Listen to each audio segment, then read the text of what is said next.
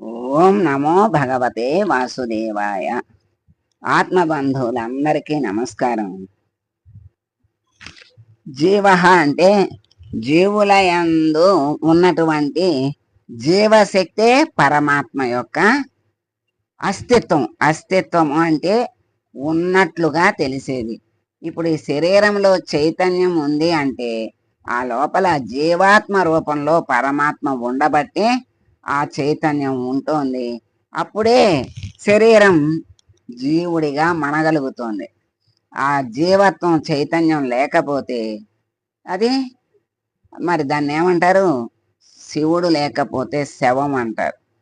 ఆ శివుడే జీవుడు, ఆ దేవుడే జీవుడు, ఆ పరమాత్మే జీవరూపంలో ఆ శరీరంలో సూక్ష్మంగా చేరి కనపడని ఆ పరమాత్మ కనపడే శరీరాన్ని ఇన్ని ఆటలు ఆడిస్తున్నాడు.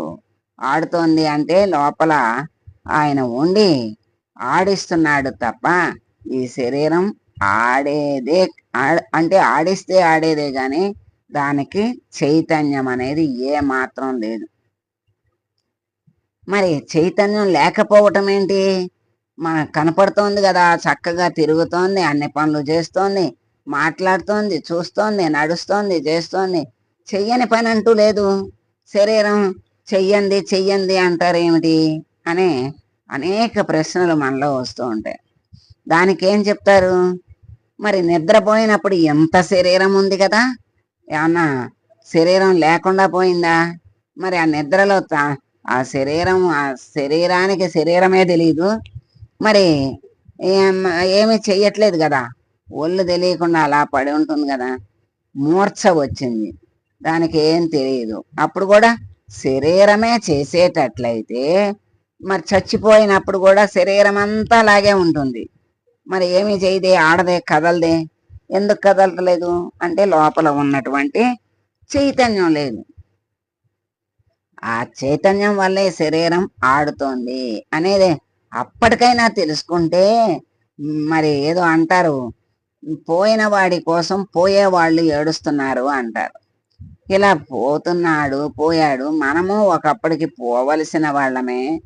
పోయేటప్పుడు మనం తీసుకువెళ్ళేది ఎంత కోట్లు ఉన్నా తీసుకెళ్ళి ఏం తీసుకెళ్ళాడు?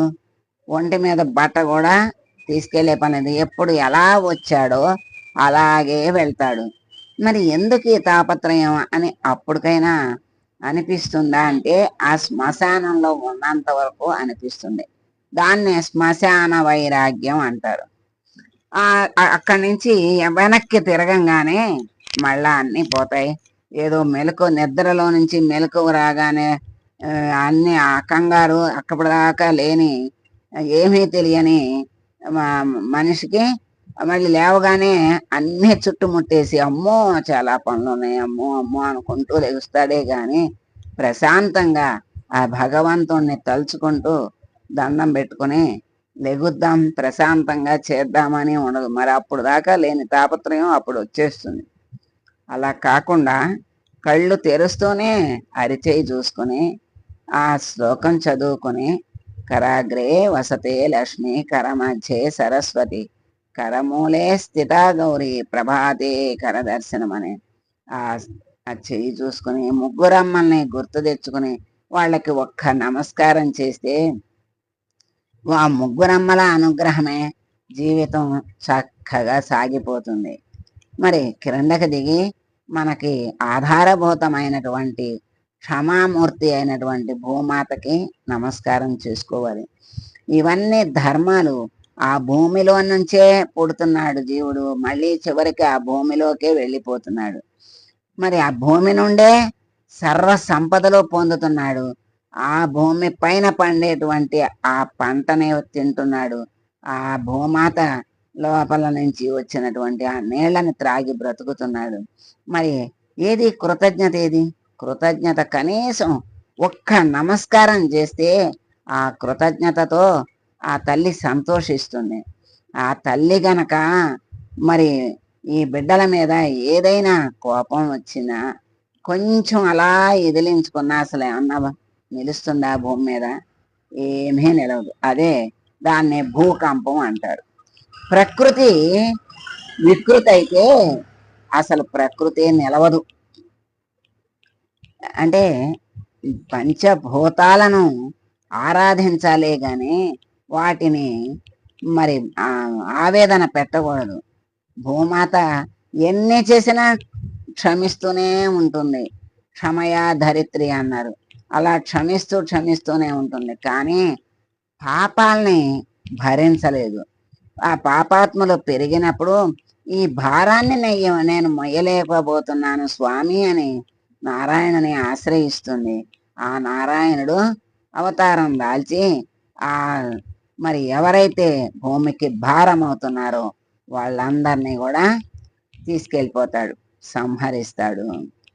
మరి ఇటువంటి సూక్ష్మదేహం లోపల ఉంటేనే, సూక్ష్మమైనటువంటి చైతన్యం లోపల ఉంటేనే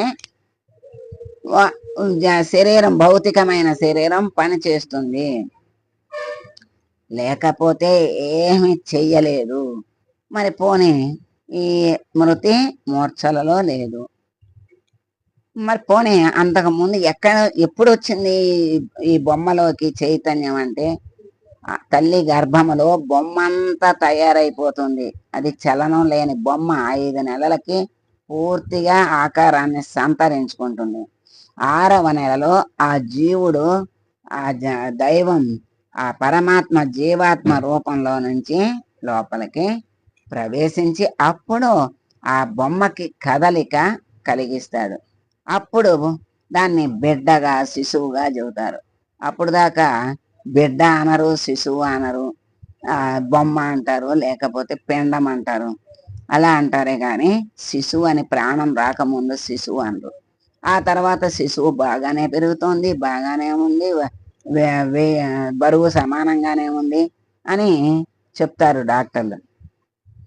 అంతకుముందు దాకా పిండం పిండం అంటారు. ఆ పిండంలో ఈ పరమాత్మ చేరి, ఆ బొమ్మలో పరమాత్మ చేరి గర్భములోనే 6వ నెలలో ఆ సూక్ష్మ శరీరం, కనపడని ఆ సూక్ష్మ శరీరంతో కనపడే స్థూల శరీరంలో చేరి ఆ బొమ్మని ఆడిస్తాడు.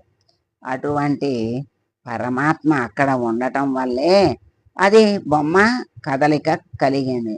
బయటికి వచ్చిన తర్వాత అనేక కదలికలు, అవన్నీ మనకి తెలిసినవి.